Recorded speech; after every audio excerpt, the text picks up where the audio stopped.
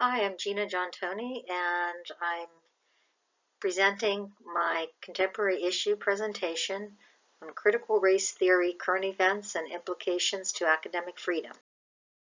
First, I'll briefly discuss an overview of critical race theory. The core idea is that racism is a social construct and that it is not merely the product of individual bias or prejudice, but also something embedded in legal systems and policies. Critics of critical race theory, or CRT, state the theory leads to negative dynamics such as focus on group identity over universal shared traits. It divides people into oppressed and oppressor groups and urges intolerance. Some critics claim that the theory advocates discriminating against white people in order to achieve equity.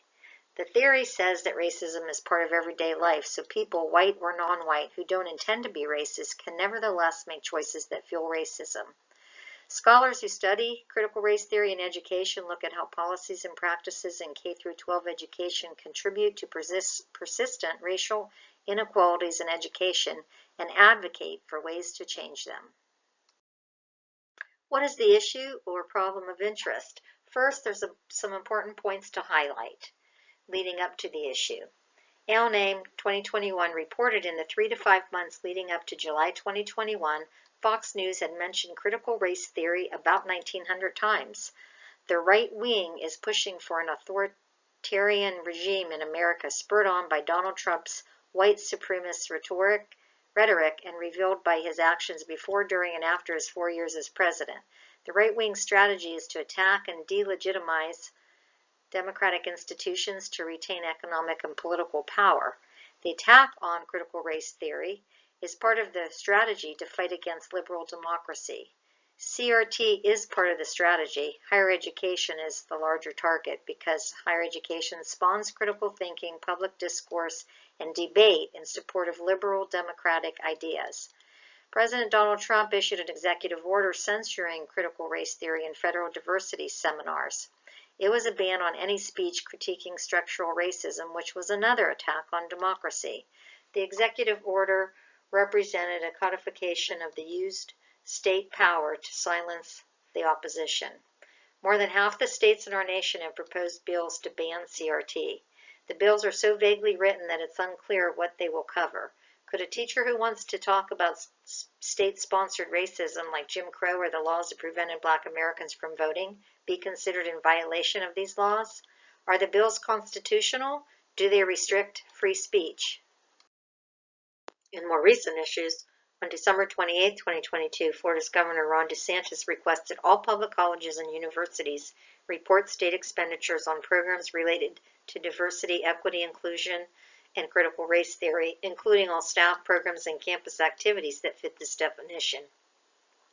In January of 2023, Governor DeSantis added 6 new trustees for the new College of Florida, including Christopher Rufo, a political activist fueling the conservative backlash against critical race theory. Governor DeSantis is focusing on reshaping Florida public higher education in a conservative fashion.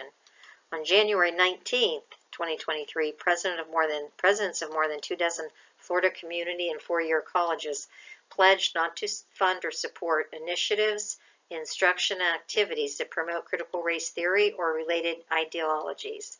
These actions will occur nationwide. What about academic freedom? These actions are in complete opposition to academic freedom. This is my issue. Historical origins of the problem. ALNAME 2021 reported that critical race theory originated in legal studies, and after much scholarly debate, they came to the realization that civil rights legislation failed to ignite structural change. Derek Bell, a pioneer of CRT, introduced the concept of interest convergence, which is the idea that Black people achieve civil rights victories only when white and Black interests converge. This was one theoretical principle. The other two were unconscious racism and retrenchment. Unconscious racism was introduced by Charles R. Lawrence, professor of law, Stanford University.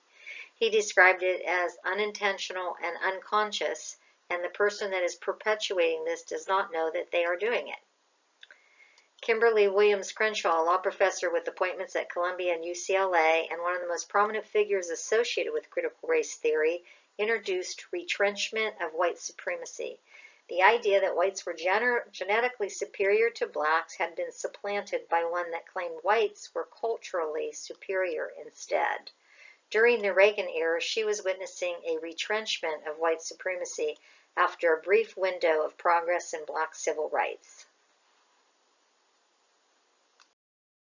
The American Association of University Professors organized in the early 20th century to advocate for greater recognition of and protection for principles of academic freedom in the United States.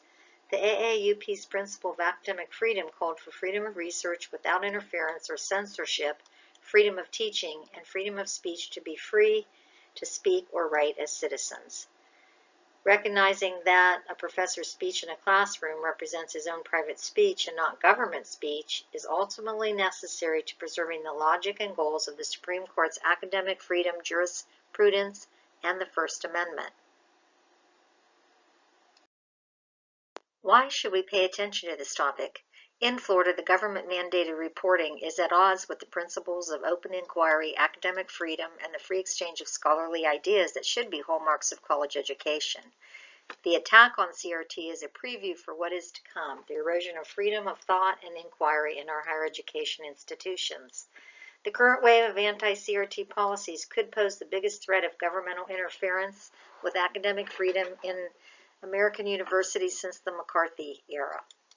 The attacks on CRT will eliminate truth in our schools and will whitewash America's history of racism and oppression while unifying the alt-right to push back against movements to wipe out structural, institutional, and systemic racism.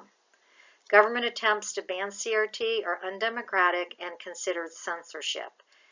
If a professor at a state university is subjecting students to CRT, is the professor speaking as a citizen for First Amendment purposes, or is he or she subject to employer discipline if the state government objects to such classroom speech?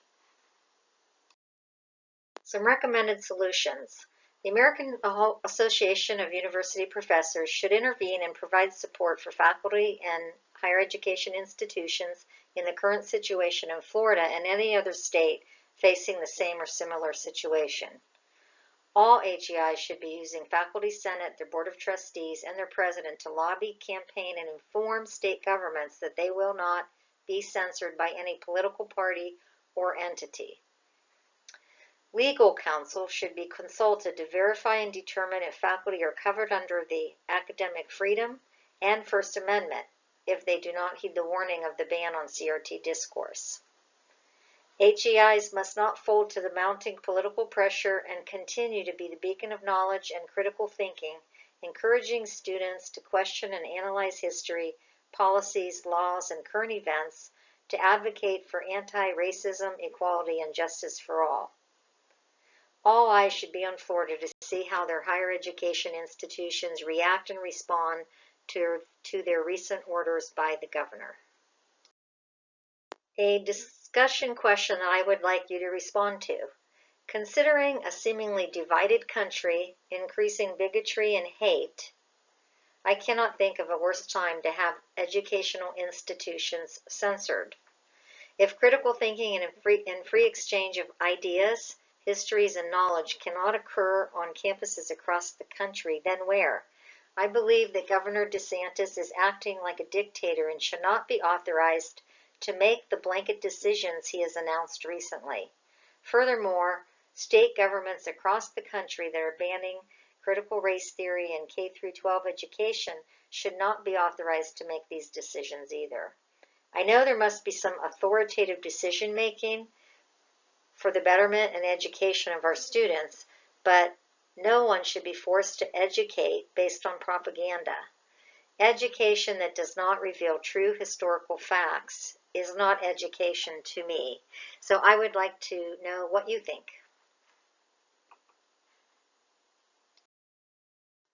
Listed on the last page here are my references, and this is the end of my presentation. Thank you very much for listening to my contemporary issue in higher education.